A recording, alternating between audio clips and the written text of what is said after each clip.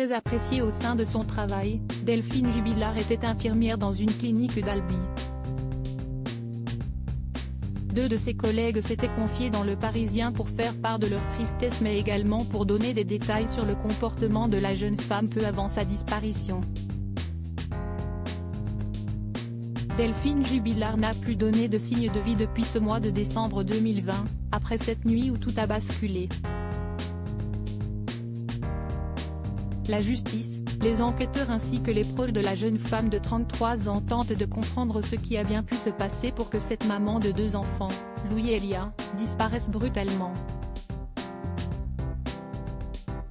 Le Parisien avait recueilli le témoignage de ses plus proches collègues.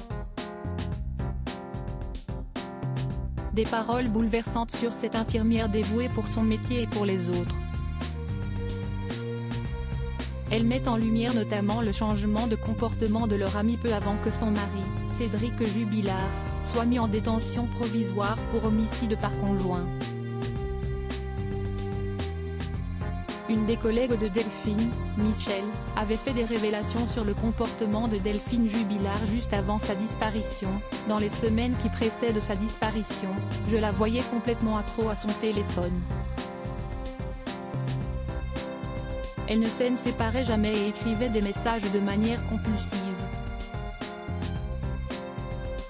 Je trouvais même ça un peu exagéré.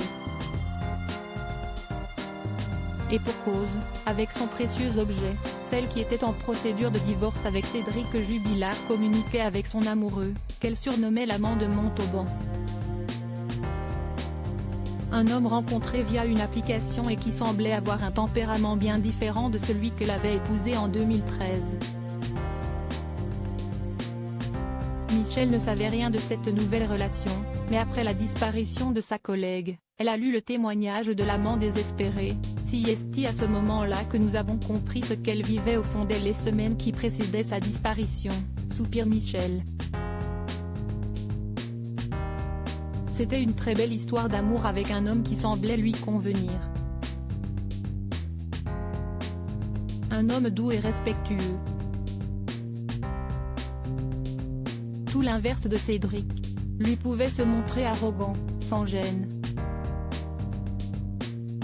Déjà au moment de cet entretien, ses proches de Delphine Jubilard soulignaient l'attitude dérangeante de celui qui est considéré comme le coupable idéal. À présent, selon l'accusation, un mobile s'est clairement dessiné, il aurait agi par jalousie, n'acceptant pas de voir sa femme lui échapper et vouloir construire quelque chose avec un autre. L'enquête suit son cours, notamment avec l'analyse poussée de l'utilisation du fameux smartphone de la victime, introuvable, mais dont on peut tirer des informations à distance ou en étudiant un appareil similaire.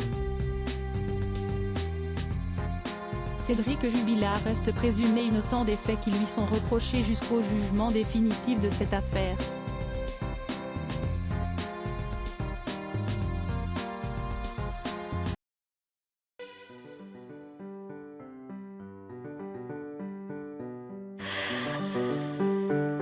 The man I love just